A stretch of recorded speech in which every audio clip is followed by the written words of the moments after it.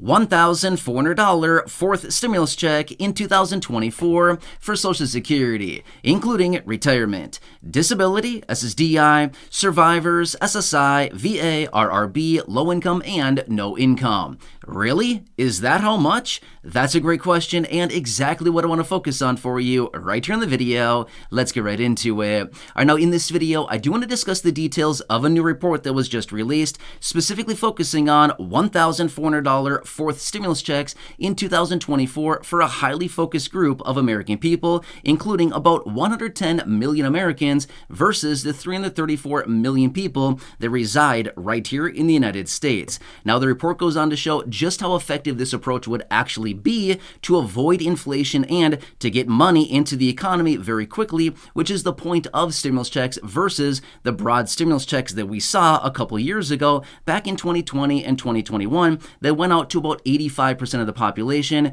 translating into a lot of inflation and a bunch of supply chain issues, as well as a lot of other things that happened during that time that we're still dealing with as of right now. Very interesting report here. I want to talk through the details because I know a lot of you here in the community, I see it down below in the comment section all the time asking, is there going to be another stimulus check? When are we going to get it as a fixed income beneficiary? And all kinds of details like this. Well, let's get into it and talk about it because this is a very good report here and it shows just how highly effective a focused stimulus check would actually be for the economy and for the people receiving it. Interesting stuff. Let's get into it and talk through the details. Really fast before we do, thanks for joining me. If you have not done so yet, make sure to do yourself a huge favor. Hit that subscribe button down below. It's a busy time right now. Things are happening quickly and I'm here for you right by your side to advocate on your behalf and of course to keep you updated with all these changes as things are popping up literally every single day.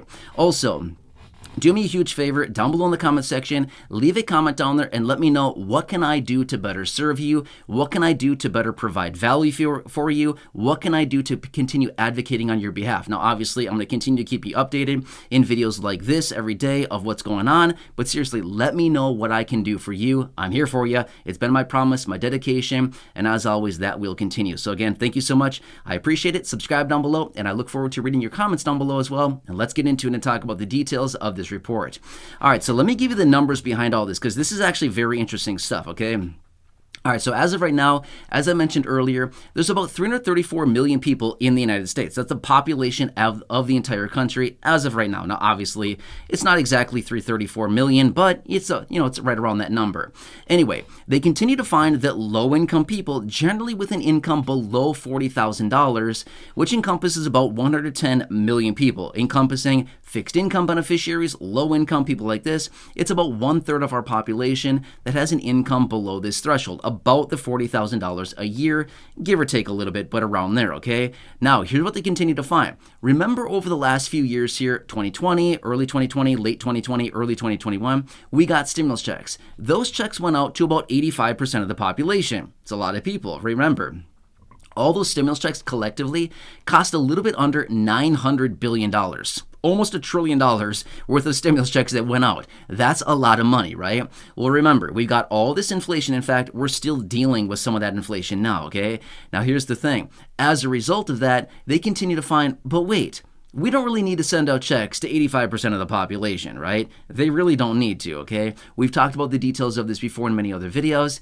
Sending out checks to that many people is just not necessary. It leads to a lot of issues. Inflation, supply chain issues, all kinds of different things, when really what they want to do is stimulate the economy in the time of a economic contraction or economic recession. They want to stimulate the economy and basically revitalize it with pumping a bunch of money into it. That's the whole purpose behind it.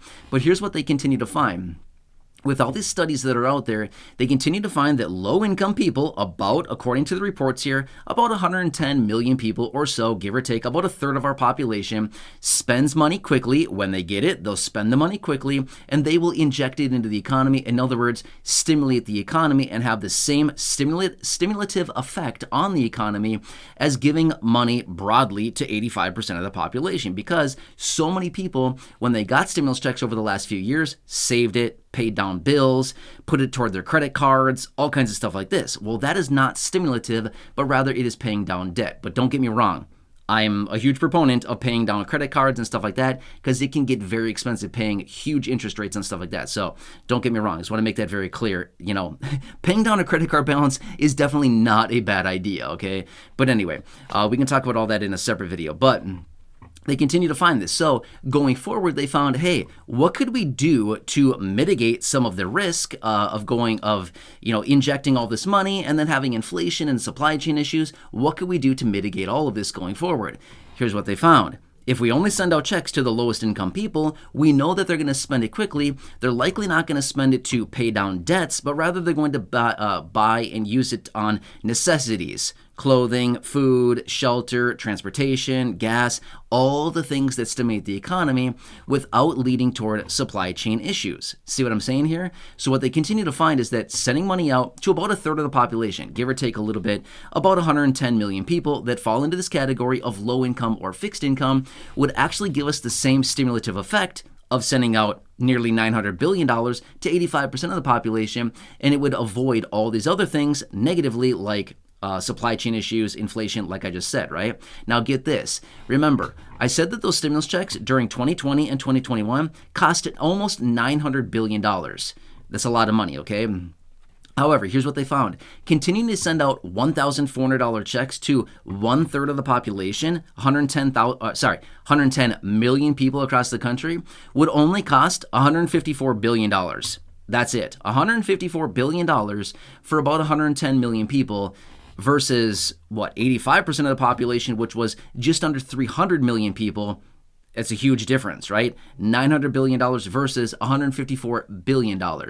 Big difference. Do you think that's going to have an inflationary impact? Not really. Maybe a teeny tiny bit, like 0.1%, maybe, probably not even that. Now, here's the thing.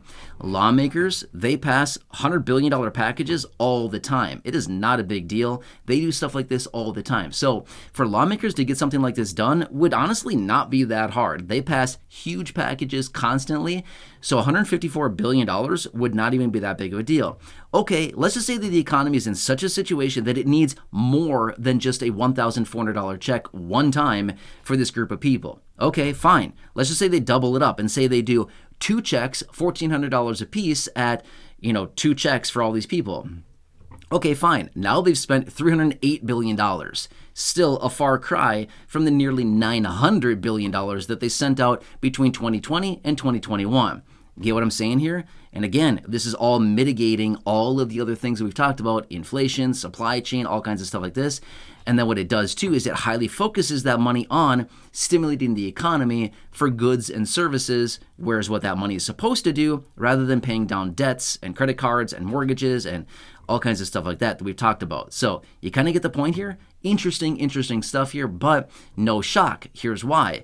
After all those checks went out, there were a ton of studies that were conducted. In fact, I've shared with you over the last couple of years here a number of these studies. Very fascinating to read through the details of these studies because they continue to find the low income and fixed income are literally like the golden goose. These are literally like the cream of the crop, the best kind of people that can receive checks. Why? Because they spend the money. They actually do what they want done with the stimulus checks. Whereas higher income people don't spend the money. They save it, they hoard it, they pay down debts, they do whatever with it. They hide it under their mattress. I don't know, whatever they do with it.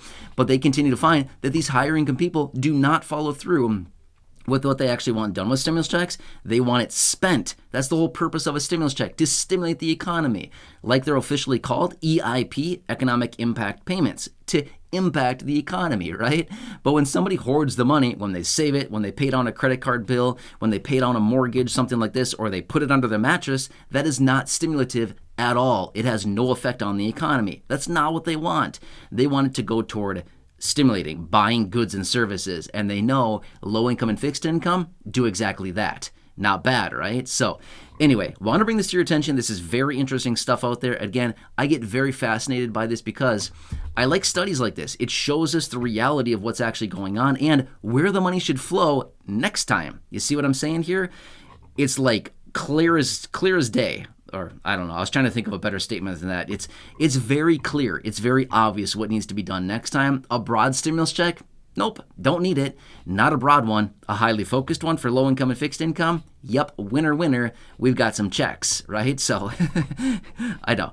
I was trying to be funny there. That wasn't funny. Anyway, my point is, this is exactly what they're talking about. And again, nothing as of right now has been approved. However, I want you to continue to pay attention to this because it's all about the economy, okay? I know it's not fancy, it's not like a cool thing to talk about, but it's all predicated on the health of the economy and what is going on. If the economy crashes and burns, well, more than it already is right now, then you better believe they're going to print up some money, okay? They're going to call it some fancy name like quantitative easing or Operation Twist or EIP, economic impact payments, or they're going to give it some funny name like they do every single time, but all it really means is money printing and money going out to the people. Anyway, nothing has been approved yet. I want to make that very clear so there's no misleading information saying, oh, checks are coming. Nope, checks are not coming as of right now, but it's all based on the economy. I got to continue watching it for you, and again, I'll be here for you every single day, no matter what, but I hope this helps you to better understand the situation and what they're talking about and what is being